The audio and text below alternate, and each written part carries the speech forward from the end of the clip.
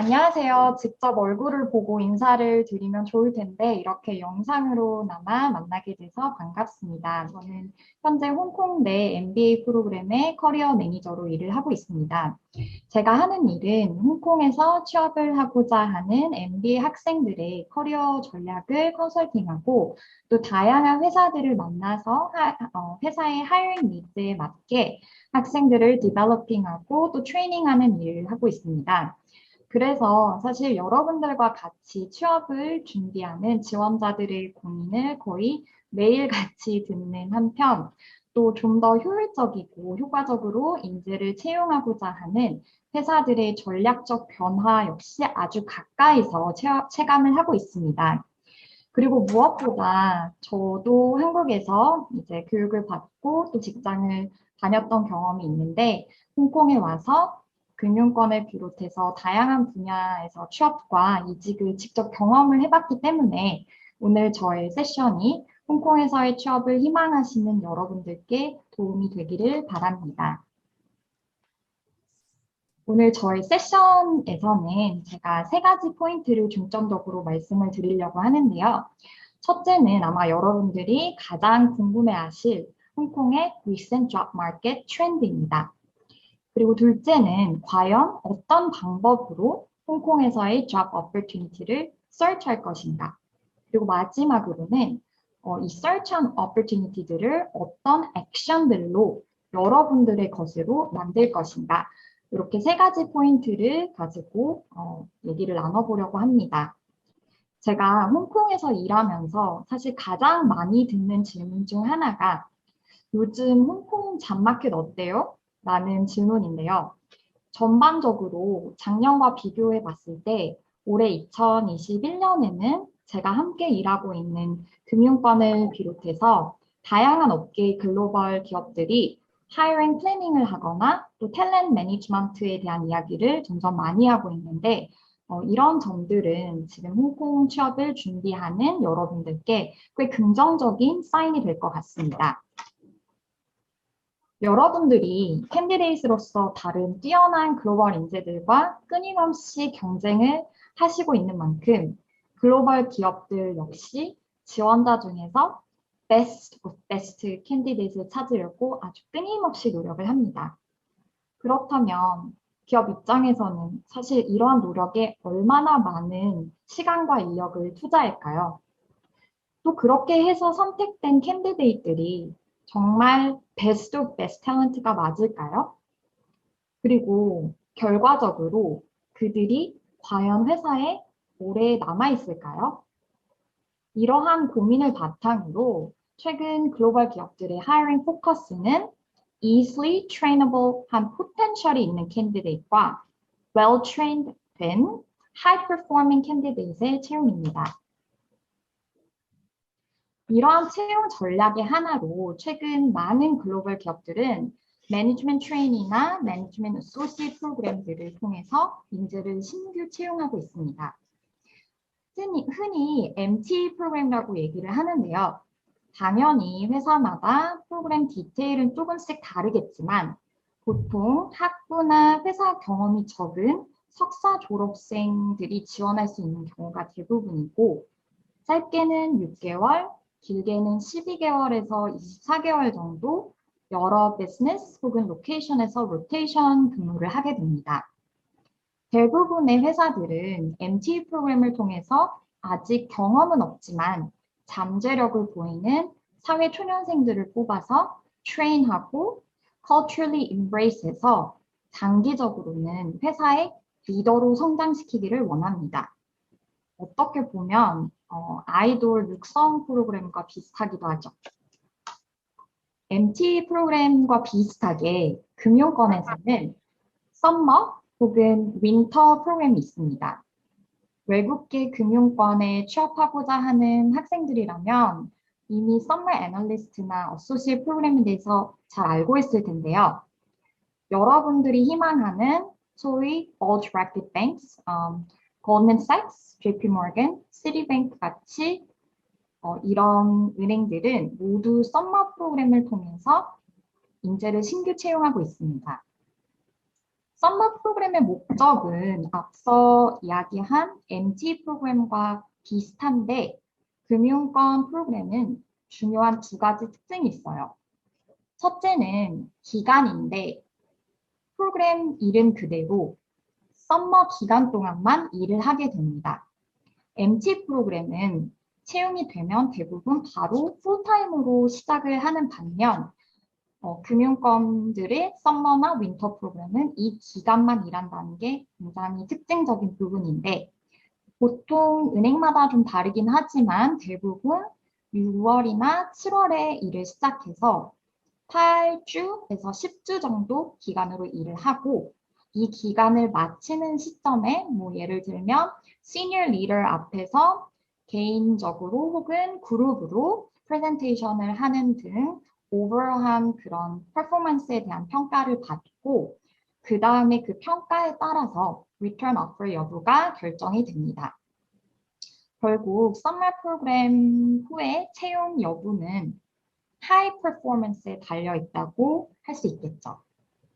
또 다른 특징 중 하나는 애널리스트와 어소시에이트 프로그램의 차이입니다.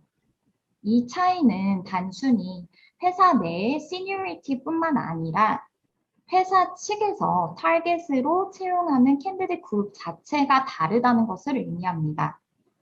직접 아마 이 프로그램들을 지원을 해보신 분들도 계실 텐데 잘 아시겠지만 애널리스트 포지션의 타겟 캔디데이트 그룹은 아까 MT 프로그램과 비슷하게 졸업을 앞둔 학부 재학생이 중심이지만 또 간혹 석사생의 프로파일을 고려하기도 합니다. 반면 어소시에이트 포지션은 대부분 석사 혹은 MBA 학생들로 어느 정도의 work experience가 있는 그룹입니다. 눈치채셨을지도 모르겠지만 결국 이 썸머 프로그램들은 스튜던트 프로파일만 고려를 하고 더욱 중요한 건 이 타겟 캔디데이트 그룹이 각각 다르기 때문에 학부생이 예를 들어 어소시에이트 포지션으로 지원을 한다든지 반대로 MBA 학생이 이전에 관련된 금융권 경험이 없다고 해서 애널리스트로 지원을 한다고 해도 실제 채용의 가능성은 매우 낮고 심지어 아예 서류 심사에서 제외하는 경우도 빈번하다고 합니다. 그렇다면 왜 이 프로그램들이 중요할까요? 이런 MT 프로그램이나 썸머나 윈터 프로그램은 단순히 여러분들의 CV에 넣을 좋은 경험을 넘어서 신규 채용의 only 루트로 변하고 있기 때문입니다. 또 다른 중요한 하이어링 트렌드 중 하나는 점점 더 많은 기업들이 인턴십을 풀타임 하이어링에 적극 활용하고 있다는 점입니다. 예전에는 주로 취업을 잘하려면 인턴을 꼭 해야 하나요? 라는 질문을 제가 받았는데 이제는 많은 지원자들이 인턴십이 중요하다라는 인식이 좀 더 확고해져서인지 회사에서 어떤 회사에서 또는 어떤 인턴십을 해야 하나요? 라는 질문을 더 많이 받고 있습니다. 그렇다면 저는 회사가 인턴을 채용하는 목적에 대한 이해를 통해서 여러분들의 질문에 대한 답을 드리고 싶습니다. 물론 우리 회사에서 일해볼 수 있는 기회를 프로바이드 하기 위해서 회사는 인턴을 뽑기도 하지만 그보다 회사 입장에서 더 중요한 건 인턴십을 통해 이 사람이 우리 회사 문화에 잘 적응하고 업무 환경에 잘 적응한 다음 나중에 컨트리뷰트 할 수 있는 역량이 있는 사람이 맞는지 지원자를 테스트아웃 하면서 인턴십 기간을 통해 신중하게 풀타임 오퍼를 결정할 수 있기 때문입니다. 그래서 여러분들이 잘 아는 구글, 마이크로소프트와 같은 글로벌 대기업들은 물론 규모가 좀 작은 부티크 회사들도 인턴을 아주 활발하게 채용하고 있습니다. 물론 지원자 입장에서 가장 아이디어한 시나리오는 내가 원하는 회사에서 인턴으로 일을 해본 후 풀타임 오퍼를 바로 받는 것이겠죠. 하지만 현실적으로 대부분의 회사들이 모든 인턴에게 풀타임 오퍼를 주지는 않습니다. 그럼에도 많은 회사들이 지원자들의 인턴십 익스피리언스를 눈여겨보는 이유는 지원자들의 능력과 모티베이션이 인턴십을 통해서 어느 정도 검증되었다고 평가를 하기 때문입니다.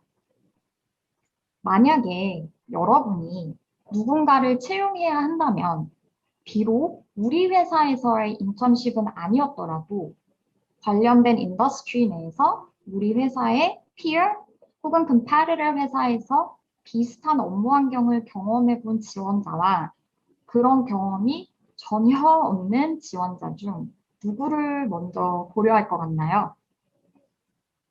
이러한 이해를 바탕으로 여러분이 어디에서 그리고 어떤 인턴십을 해야 할지를 결정하시기를 추천합니다. 자, 이제 hiring 트렌드를 이해했다면 과연 어떻게 job opportunity를 찾아야 할까요? 제일 기본적인 방법은 여러분들이 취업을 원하는 회사들을 리스트업하고 그 회사들의 웹사이트에서 특히 커리어 페이지를 주기적으로 살펴보는 것입니다. 그리고 링크드인에서도 그 회사들을 팔로우하면 이렇게 구글처럼 job opening alert를 받을 수 있습니다. 특히 링크드인을 통해서 취업과 관련된 정말 많은 정보를 얻을 수 있는데 하나의 활용 방법으로 여러분들의 취업과 관련된 키워드를 설정하면 관련된 job alert를 받을 수 있습니다. 좀 더 쉽게 예를 들면 화면에서 보시는 것처럼 저 같은 경우는 저의 커리어 컨설팅이나 회사 파트너십이 금융권에 좀 더 집중되어 있어서 investment, private equity, equity research 등의 키워드를 설정해 job alert를 주기적으로 받고 있습니다. 제가 화면에서 보여드리는 것처럼 링크드인에 업데이트되는 job 포스팅 중에는 채용을 하는 회사가 직접 올리는 경우도 있고 또는 리크루팅 회사들이, 헤드헌터들이 잡을 올리기도 합니다.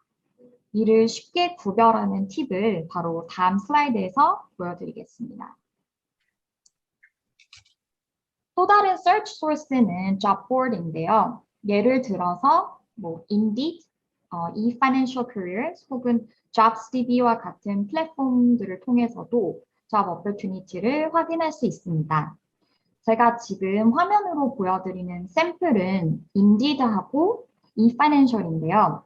인디드 같은 경우는 보시다시피 여러분이 관심 있는 회사에서 오픈된 포지션을 모아서 볼 수 있고 또 eFinancial 같은 경우는 여러분이 관심 있는 포지션을 뽑는 회사들을 모아서 볼 수 있습니다. eFinancial에 올라오는 잡들의 경우에는 아까 링크드인과 마찬가지로 채용하는 회사가 직접 포스팅하는 경우도 있고 또 리크루팅 회사들의 포스팅도 있는데 구별하는 팁은 링크드인과 비슷한 로직입니다. 리크루팅 회사에서 올리는 포스팅은 일반적으로 실제 채용하는 회사 이름이 명시되어 있지 않고 지금 화면에 있는 샘플에서 보실 수 있는 것과 같이 my client is top tier financial institution, whose business is rapidly growing 이런 식으로 회사에 대한 description이 있습니다. 약간의 스포일러 같은 개념이죠. 근데 지원자의 입장에서 두 종류의 잡 포스팅을 구별하는 게 왜 도움이 되냐면 여러분이 잡 애플리케이션을 채용하는 회사에 직접 보내게 되는 것인지 아니면 리크루터를 통해서 전달되는 것인지가 다르기 때문입니다. 그렇다면 이제 잡 서치 방법도 알았으니까 여러분들이 무엇을 해야 이런 기회들을 여러분들의 것으로 만들 수 있을까요? 지원자로서의 기본은 바로 어플라이를 하는 일이죠. 그래서 most attractive한 애플리케이션을 만들기 위해서 여러분들은 끊임없이 CV와 커버 레터를 업데이트를 해야 합니다. 왜냐하면 많은 회사들이 AI를 이용해서 캔디데이트의 CV나 애플리케이션이 채용하려는 잡 포지션이나 디스크립션과 관련된 키워드를 얼마나 많이 포함하고 있는지 스크린하기 때문입니다. 그래서 사실 제가 재작년 영상관에서 초대를 받았을 땐 CV와 커버 레터에 대한 이야기를 집중적으로 했었는데요. 이번 세션에서 큰 비중을 두지 않게 된 이유는 CV와 커버 레터, 즉 여러분들의 written application은 항상 매우 중요하지만 궁극적으로 여러분들에 대한 채용 결정은 AI가 아닌 사람들이 하기 때문입니다.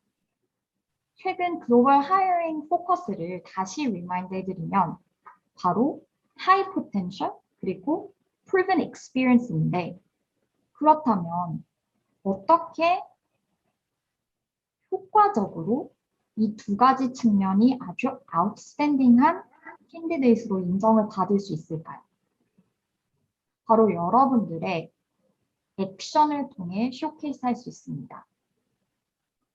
최근 코로나로 인해서 트래블링이 어려워진 반면 그 덕분에 훨씬 더 많은 회사들이 인트로덕션 세션이라든지 인더스트리 리더톡 같은 다양한 주제의 버추얼 세션들을 어레인지하고 있습니다. 영사관에서도 이런 트렌드에 맞게 이런 세션들을 준비를 해주셨는데요. 이런 세션들을 여러분들이 액티브리 조인해야 하는 이유는 단순히 취업 정보나 관련된 지식을 쌓기 위한 것뿐만 아니라 그 세션들에 조인하는 패널이나 스피커들이 여러분의 새로운 네트워크가 될 수 있기 때문입니다. 또 취업을 준비하면서 우리가 항상 사용하는 링크드인을 통해서 내가 관심이 있는 회사나 또는 인더스트리와 관련된 새로운 사람들과 커넥트할 때는 단순히 인바이트만 보내는 것이 아니라 꼭 짧게라도 간략한 자기소개와 인사를 메시지로 남기는 것이 매우 중요합니다. 그리고 홍콩의 경우 최근 정부의 소셜 디스턴싱 리스트릭션이 좀 완화가 되면서 대면 미팅을 할 수 있는 상황들이 점점 늘어나고 있는데 이럴 때 새롭게 연결된 분들과 적극적으로 커피 미팅을 요청해 보실 수도 있습니다. 그런데 이 모든 액티비티들이 단독으로 아이솔레이트하게 이루어지는 것이 아니라 화면에서 제가 multiple direction 화살표로 보여드리는 것처럼 다방면으로 simultaneously하게 골고루 이루어져야 합니다. 그리고 무엇보다 새로운 네트워크를 통해서 직접 혹은 간접적인 인터랙션이 있을 때마다 꼭 팔로우를 하시고 특히 땡큐 메시지를 보내는 습관을 꼭 가지셔서 여러분들이 취업에 투자하는 시간과 노력을 맥시마이즈 하셨으면 좋겠습니다. 마지막으로 여러분들이 사전 질문을 많이 하셨고 또 제가 자주 듣는 질문 중 하나인 인터뷰는 어떻게 준비하면 좋을까요? 에 대해서 이야기를 하려고 합니다. 여러분이 일하고 싶은 회사에서 인터뷰 인비테이션을 받게 된다면 가장 먼저 무엇을 해야 할까요? 제일 먼저 인터뷰를 할 회사에 대해서 리서치를 하고 또 채용하는 포지션이 어떤 일을 하게 되는 건지 이해를 해야 합니다. 그런데 사실 이 부분은 꼭 인터뷰 준비 시점이 아니라 이미 애플리케이션 전 단계에서부터 준비가 되어야 하는 내용입니다. 더 나아가서는 그 회사에서 현재 일을 하고 계신 분이나 이전에 일을 해보셨던 분들 혹은 그런 분들을 아시는 분들을 통하면 웹사이트에서 얻을 수 없는 정보들, 뭐 예를 들어서 인터뷰 내용이라든지 아니면 인터뷰어에 대한 정보를 얻으실 수도 있습니다. 물론 여러분들이 지원하실 회사나 포지션이 동일하진 않기 때문에 인터뷰 과정 역시 조금씩 다르겠지만 대부분의 인터뷰어들은 즉 여러분을 만날 때 크게 두 가지 측면에 대해서 답을 찾기를 원합니다. 첫째는 도대체 왜 이 사람이 우리 회사에서 일을 하고 싶은가? 그리고 두 번째, 우리 회사는 왜 바로 이 사람을 뽑아야 하는가? 결국 인터뷰는 가장 똑똑한 지원자를 고르는 테스트라기보다는 이 두 가지 측면을 기반으로 가장 적합한 지원자를 발굴하는 과정입니다. 그렇기 때문에 여러분들의 인터뷰는 여러분들이 얼마나 많이 아는지를 explain하기보다 여러분들이 왜 이 회사에 잘 맞고 일을 잘할 수 있는지를 프레젠트하고 쇼케이스하는 데 집중해야 합니다. 그럼 여러분들이 어떻게 하셔야 인터뷰어들을 attract하고 convince 할 수 있을까요? 화면에서 보시는 것처럼 제가 red와 blue로 다르게 표시를 해놓은 이유는 블루는 인터뷰어 입장에서 여러분의 스토리텔링을 통해 여러분들의 competency를 assess하고 evaluate하는 objective한 요소인 반면 red는 여러분들의 스토리텔링이 인터뷰를 engage하고 클릭시키는 이모셔널한 요소이기 때문입니다. 그래서 여러분들의 인터뷰 준비는 100 interview question 같은 예상 질문에 대한 철저한 답변 준비가 아니라 여러분의 무슨 경험과 어떤 스킬셋이 채용 포지션에 적합하고 또 여러분의 어떤 모티베이션과 비전이 채용하는 회사와 어떻게 부합하는지를 스토리텔링하는 연습에 중점을 두셔야 할 겁니다. 제가 인터뷰 이야기를 하면서 계속해서 스토리텔링을 강조하는 이유는 여러분의 채용 결정자는 AI가 아닌 사람이기 때문입니다. 여러분들이 인터뷰어라면 비슷비슷하고 뻔한 예상 답변을 늘어놓는 지원자와 자기만의 유니크한 스토리로 인터뷰가 궁금해하는 two why question, why us, why you 라는 이 두 가지 퀘스천에 대한 답을 텔링해주는 지원자 중 어떤 사람을 선택하실 건가요? 앞으로 이런 이해를 바탕으로 인터뷰를 준비하시면 좋을 것 같습니다. 제가 준비한 발표 내용은 여기까지고요. 오늘 강연 내용이 앞으로 여러분들이 원하는 회사에 취업하시는 데 도움이 되었기를 바랍니다.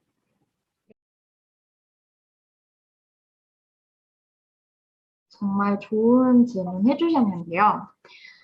썸머 프로그램 같은 경우는 이제 제가 구분을 해서 말씀드린 거는 썸머 프로그램은 일단 프로그램이라는 의미 자체가 뭔가 스트럭처가 있는 거잖아요. 그래서 인턴과 비슷하긴 한데 개념은 비슷하긴 한데 이제 정해진 기간이 있고 그리고 이제 그걸 마치게 되면 그 다음에 이제 평가를 받고 리턴 오퍼가 결정이 되는 반면에 인턴십 같은 경우는 제가 아까도 말씀드렸지만 뭐 구글이나 마이크로소프트 같이 큰 회사에서 하기도 하지만 또 작은 회사들 그거보단 또 규모가 작은 회사들에서도 많이 해서 사실 좀 더 기간이라든지 이런 부분이 조금 더 플렉서블해요. 그래서 어떤 회사는 인턴십 프로그램으로 이렇게 스트럭처된 형태로 운영을 하기도 하지만 또 그냥 이제 여러분들이 흔히 생각하시는 어떤 기업에서 뭐 몇 개월 정도 단기 인턴을 뭐 3개월 정도 한다. 이런 거는 이제 그 회사와 함께 이제 mutually agree된 기간에 일을 하는 거기 때문에 그 기간에 대한 플렉서빌리티가 차이가 있고요. 왜냐하면 아까 말씀드린 썸머 프로그램 같은 경우는 딱 그 기간에만 이제 프로그램이 운영이 되는 거예요. 근데 이제 더 중요한 거는 풀타임 어퍼 여부인데 사실 뭐 둘 다 이건 정말 guarantee다. 이 프로그램을 하고 나면 100% 이제 어플을 받을 수 있고 또 뭐 인턴을 하면은 또 그 회사에서 일을 할 수 있고, 개런티는 없는 것 같아요. 근데 찬스는 당연히 안 한 것보다는 한 게 당연히 찬스가 높고, 신규 채용이 특히 금융권 같은 경우 신규 채용을 따로 뽑고 있잖아요. 애널리스트나 어소시에이트를 신규로 채용하지 않고 이 썸머 프로그램이나 윈터 프로그램을 통해서만 채용을 해요. 그래서 결과적으로 이 프로그램에 일단 셀렉트가 돼야지 나중에 풀타임으로 애널리스트나 뭐 어소시에이트로 조인할 수 있는 기회가 생기는 거라고 말씀을 드리면 이해가 좀 더 쉬우실까요? 정말 이것도 좋은 질문 해주셨고, 또 제가 말씀드리고 싶은 부분인데, 한 두 가지 정도를 나눠서 말씀드리면, 첫 번째로 이제 저 개인적으로, 제가 개인적으로 이제 이런 강연을 하거나 이런 자리가 있을 때, 이제 참여하셨던 분들이 연락을 해오실 경우, 수락할 의사가 있느냐, 저는 당연히 제가 하는 일이 사실 뭐 MBA 지금 프로그램에 있긴 하지만 전반적으로 홍콩에서 취업을 하고 싶어 하는 이제 학생들, 그리고 MBA 같은 경우는 또 사실 학생들이라고는 하지만 이미 이제 일했던 경험이 있는 분들이기 때문에 전반적인 취업을 희망하시는 분들과는 뭐 오픈해서 제가 도와드릴 수 있는 점들은 이제 뭐 팁도 쉐어를 해드리고 있고 조언을 드리고도 있고 그래서 사실 그런 것들을 뭐 거리낌 없이 제가 그렇진 않은데 한 가지 말씀드리고 싶은 건 실제로 이런 그 세션을 마치고 나면 정말 많은 분들이 하세요. 그래서 사실 용기가 없으실 것 이제 그런 용기가 없고 이미 그런 세대는 아닌 것 같고 연락을 다 해오시는데 특히 링크드인이 너무 잘 활용이 돼서 이제 링크드인을 통해서 저한테 메시지를 보내시거나 이제 뭐 인바이트를 보내시는 경우가 되게 많아요. 근데 저는 이제 대부분은 수락을 하고 있는데 제가 아까 그 부분을 말씀을 드렸던 거는 그냥 이제 이 세션을 듣고 저라는 사람을 알고 나서 그냥 연락을 이제 그냥 이 사람을 알았으니까 나는 알았으니까 하고 수락을 이제 아니 인바이트를 보내는 경우가 있는데 사실 저는 누가 참여를 했는지 잘 모르잖아요. 그러니까 아무런 소개나 어떤 내용이 없이 그냥 그런 인바이트를 봤는데 사실 이런 행사나 이벤트를 하고 나면 당연히 그런 분들이 이제 커넥트를 하겠거니 하는 어썸션은 있어요. 그런데 만약에 그런 분들이 계시고 또 어떤 분들은 간략한 자기소개와 그리고 어떤 피드백이나 뭐 저의 어떤 쉐어링에 대한 피드백이나 아니면 뭐 포텐셜리 제가 어떤 부분을 도움을 드릴 수 있을 것 같다. 도움을 주셨으면 좋겠다라는 거를 뭐 이렇게 말씀을 해주시는 그런 메시지를 보내주시는 분과 두 그룹을 비교했을 때 당연히 그 숫자가 많다면 저는 이쪽 그룹, 그 자기 어떤 메시지가 있는 이런 그룹을 당연히 커넥트를 더 할 것이고 이게 저만 그런 것이 아니라 정말 많은 분들이 이렇게 강연이나 웨비나 뭐 어떤 쉐어링 이벤트 이런 거에 참여하시는 분들은 기본적으로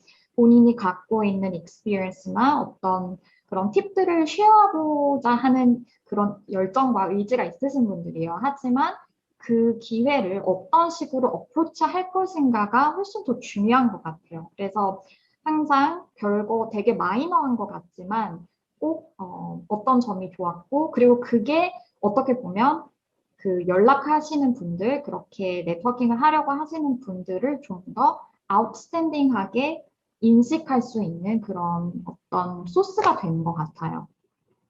사실 되게 이제 어려워하는 부분들 중에 하나가 그래 이렇게 opportunity가 많다고 하는데 과연 나는 왜 이렇게 취업이 안 되는 걸까라고 이제 그런 것들 때문에 고민하는 학생들이 너무 저는 항상 그런 학생들과 일을 하기 때문에 제가 항상 이야기하는 것은 내가 이 회사에 정말 적합한지를 보는 것도 중요하지만 결과적으로는 자기 자신을 잘 아는 게 정말 중요한 것 같아요. 나한테 적합한 회사가 어떤 회사고 또 어떤 포지션인지는 정말 자기에 대해서 끊임없이 자기의 유니크한 점이 뭔지 그런 것들을 고민하고 또 생각하고 또 제일 중요한 거는 주변의 피드백을 듣는 것도 되게 중요한 것 같아요. 왜냐하면 자기가 보는 그런 자기와 또 다른 사람이 보는 그 다른 퍼스펙티브에 대한 어떤 피드백도 있기 때문에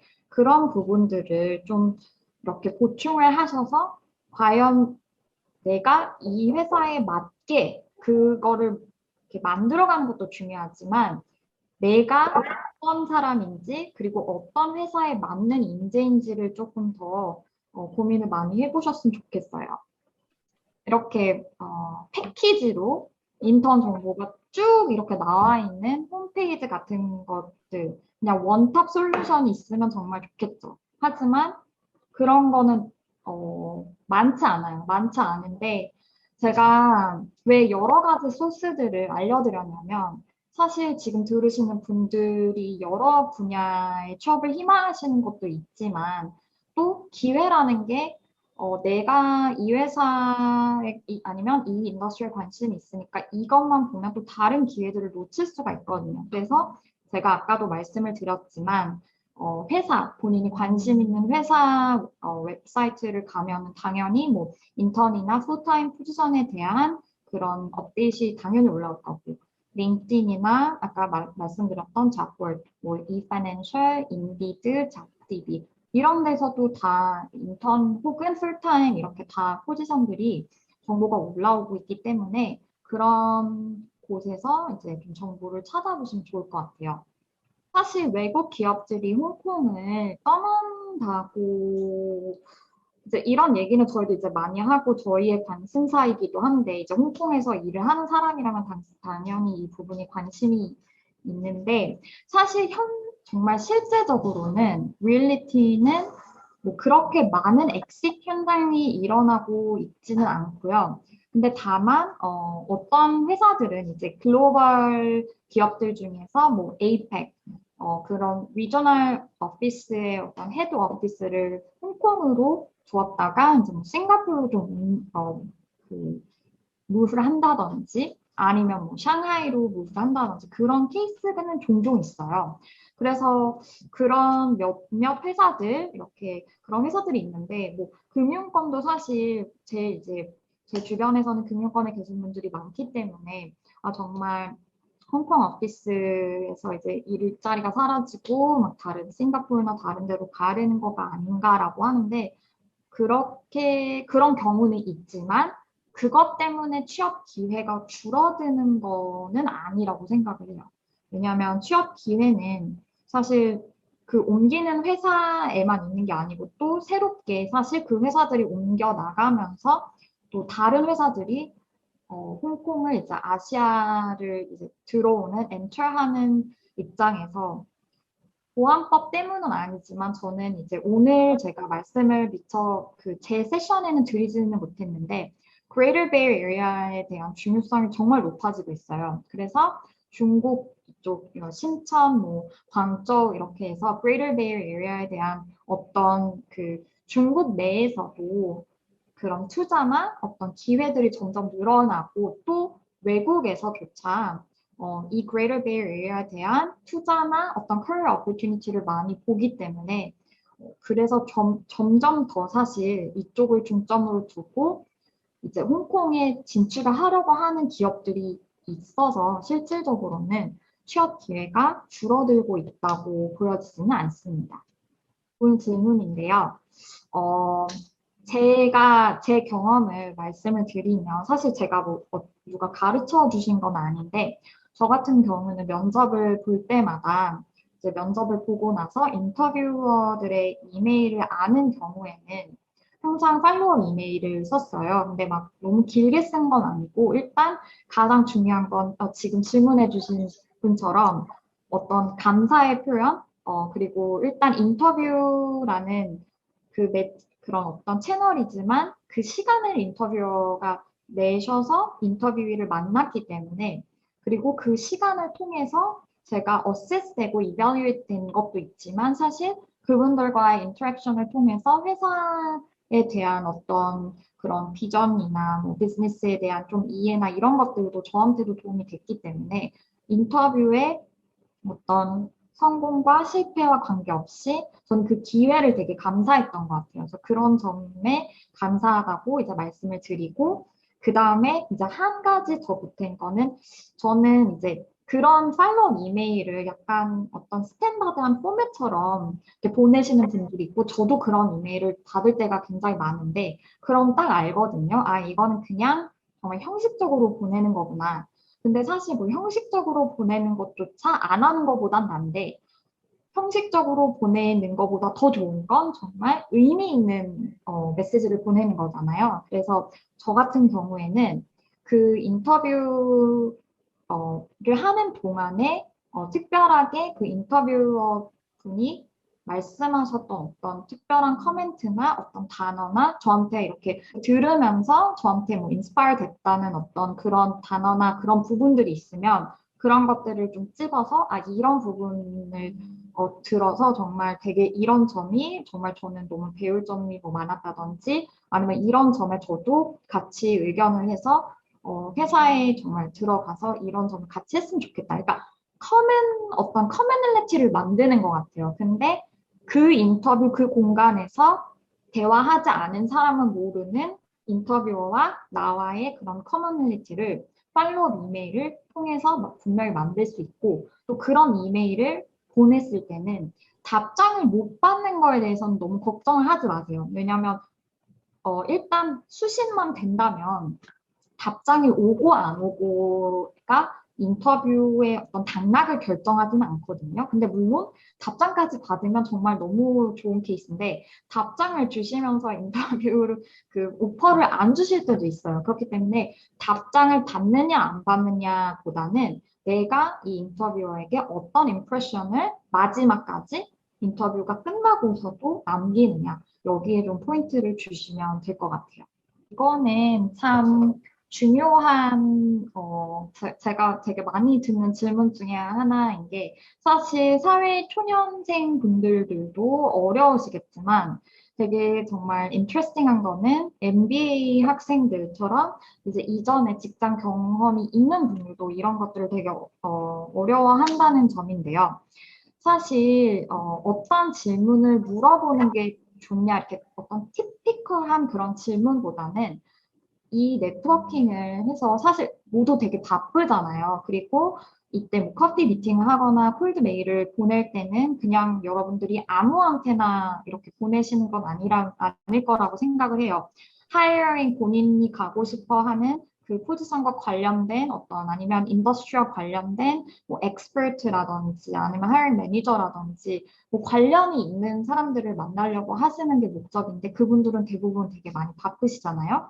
그래서 사실 그런 이메일이나 그런 메시지를, 커피 인비테이션을 받는 사람의 입장에서는 내가 이 사람을 그러니까 왜 만나야 되지? 라는 거를 좀 알 수 있도록 익스펙테이션을 좀 주시면 좋을 것 같아요. 그래서 예를 들어서 뭐 제가 이제 커피 미팅을 누군가한테 요청할 때는 아 저는 뭐 이런 간략한 소개 그리고 아 예를 들어서 제가 이런 이분의 이력을 봤는데 아니면 이분이 뭐 강연에서 말씀하시는 거를 들었는데 이런 점도 좀 흥미롭고 또 이런 점들을 제가 좀 배우고 싶어서 만났으면 하는데, 미팅을 했으면 하는데 가능할까요? 이런 식으로 제가 어떤 그 목적이 있는지, 그러니까 목적이라는 것보다는 인트레스트가 어디에 있는지를 좀 분명히 하면 그거에 응하시는 분들도 내가 어떤 그 도움을 주고 어떤 서포트를 포텐셜리 지금 줄 수 있을지 없을지 모르지만 포텐셜리 줄 수 있는지 준비를 하고 이렇게 나갈 수 있을 것 같아요. 그래서 그런 질문을 그리고 그런 질문을 하시려면 사실 그 분에 대해서 조금 리서치를 하셔야 돼요. 그래서 그냥 랜덤하게 아무한테나 그냥 커피챗 좀 할까요? 이렇게 하시는 이 취업에 관한 커피챗이지 뭐 치챗을 하려고 하시는 게 아니니까 그분들의 어떤 경력이 조금 이런 부분이 이렇게 이런 회사에서도 일하시고 이런 회사에서도 일하셔서 이런 부분이 조금 흥미가 있다든지 아니면 최근에 그런 분들이 무슨 인터뷰를 하셨는데 그런 걸 읽고 이런 게 너무 흥미로웠다든지 그러니까 내가 왜 이 사람한테 관심을 갖게 됐고 내가 포텐셜리 만나게 된다면 어떤 얘기를 하고 싶은지에 대한 아까도 말씀드렸지만 스포일러 약간의 그런 헤드업을 주시면 좋을 것 같고 또 퍼스널한 질문 같은 경우는 사실 관계라는 건 제가 아까도 말씀드렸지만 링ked인에서 커넥트를 한다고 그 사람과 내가 관계가 생기는 건 아니에요. 그래서 제가 가능하면 커피 미팅이나 이렇게 인퍼슨 미팅을 하셨으면 좋겠다라고 이제 추천을 드리는데 그렇다고 해서 한 번 만났다고 또 이게 나는 이 사람과 이제 관계를 맺었어. 이 서로 서포트해 줄 수 있는 관계야라고 정의를 내리기에는 좀 어려울 것 같아요. 대부분 이제 리서치를 봐도 릴레이션십이라는 정말 누군가 나한테 서포트를 줄 수 있는 릴레이션이 되려면 보통 기본적으로 6번에서 7번 정도의 인터랙션이 있어야지 그런 서포트를 얻을 수 있다는 제가 연구 결과를 본 적이 있는데 꼭 그 횟수가 중요한 게 아니라 처음부터 되게 캐주얼하게 퍼스널리 이렇게 좀 하는 게 어떨까 라는 건 저는 좀 추천을 드리진 않는 게 지금 저희의 토픽은 취업이잖아요. 그렇다고 또 다짜고짜 가서 저는 이쪽에 관심이 있는데 혹시 잡 오퍼튜니티 아시나요? 막 이렇게 어그레시브하게 나오는 것도 정말 이거는 안 만나는 것보다 더 안 좋은 케이스인데 그렇기 때문에 그냥 관계를 이제 만든다라고 생각을 하시고 뭐 이메일도 그렇고 커피챗도 그렇고 자기소개 그리고 내가 어떤 점에 관심이 있고 왜 이 사람과 관계를 맺고 싶은지를 조금 이렇게 내용에 포함을 시키시면 받는 분들도 좀 클리어하게 이해를 하실 수 있을 것 같아요. 뭐 어떤 게 더 낫다라는 건 아닌데 제가 아까 전에 언급을 해드렸던 이유는 사실 헤드헌터, 홍콩 헤드헌터 마켓이 정말 큰데요. 헤드헌터는 기본적으로 이제 내 고객이 정말 뽑을 것 같은 사람을 추천을 하거든요. 그렇다는 건 대부분 경험이 있는 유관한 경험이 있거나 그 클라이언트가 찾고 있는 그 프로파일과 매치가 되는 캔디데이트를 중심으로 연락을 하기 때문에 사실 아예 그런 이전에 경험이 없는 뭐 프레시 그레듀에이트나 아니면 뭐 마스터를 하셨는데 이전에 경험이 없다거나 그런 경우에는 사실 헤드헌터들이 그렇게 뭐 활발하게 도움을 주기는 좀 어려워요. 근데 만약에 이 질문을 하신 분이 그 관련 경험이 있으시고 또 이미 일을 해보신 경력이 있으신 분이라면 그 본인이 가고자 하는 그 인더스트리의 헤드헌터와 연결을 하셔서 또 본인이 볼 수 있는 그냥 그 잡보드나 링ked인에 나오는 그런 잡뿐만 아니라 또 다른 그 헤드헌터들이 일하고 있는 그 opportunity에 대해서 아실 수도 있는데 만약에 그런 게 아니고 그냥 경험이 없으신 분이 이런 질문을 했다면 사실 저는 회사에 직접 어플라이를 하는 게 조금 더 내가 리스폰스를 좀 받기가 더 쉬울 것 같아요. 저는 제가 이 질문을 사전에 하셨다는 거를 듣고 답변을 조금이라도 이제 쉐어링을 하고 싶었던 이유가 사실 저도 경력 단절이 있었던 피리드가 있었거든요. 그래서 저도 지금 워킹맘으로서 홍콩에 와서 일을 하면서 사실 이런 경험을 제가 직접 했고, 또 그리고 그런 경력 단절 때문에 한국에서도 많이 이제 그런 게 어렵고, 또 홍콩에서도 이제 이런 것들을 이제 궁금해하거나 아니면 이제 고민하시는 분들이 계신 걸로 아는데, 사실 그냥 한국과 홍콩을 비교해 봤을 때는 홍콩이 경력 단절이 됐다고 해도 다시 갈 수 있는 그 opportunity가 조금 더 많은 것 같아요. 이건 왜 그러냐면 어떤 그 인더스트리나 포지션이나 previous experience가 다 관련 다 있을 거예요. 그래서 제가 뭐 어떤 쪽은 좋다, 뭐 어떤 쪽은 가능하다.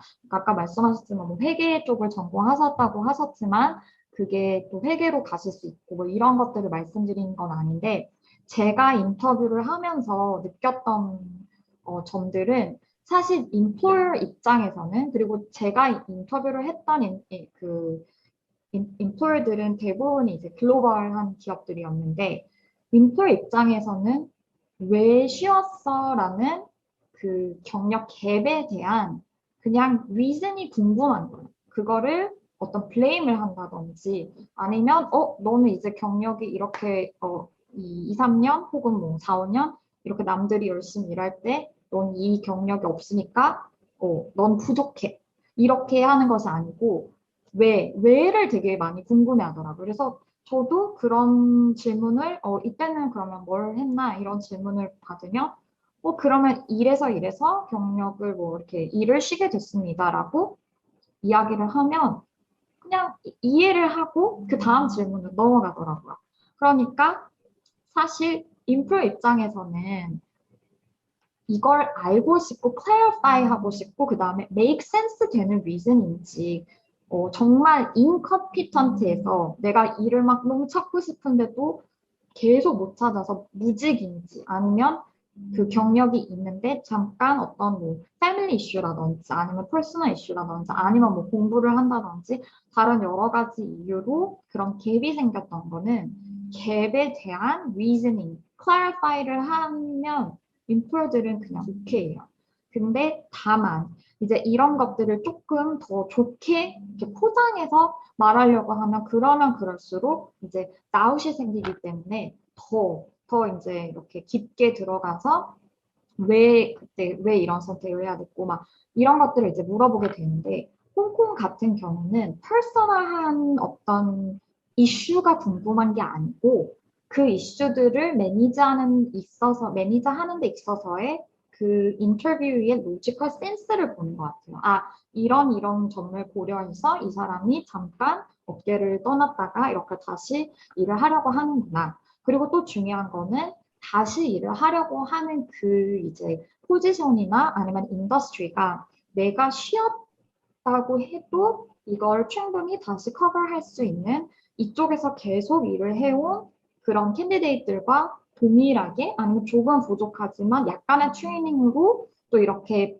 이게 같이 일을 할 수 있는 레벨이 될 수 있을까? 이것도 이제 중요한 문제겠지만 그냥 그 어떤 인플로어 입장에서는 단순히 그냥 경력이 단절됐다, 일을 쉬었다 이런 이유로 이 캔디데이트는 우리한테 맞지 않아 이렇게 스크린 아웃하는 경우는 많지 않더라고요.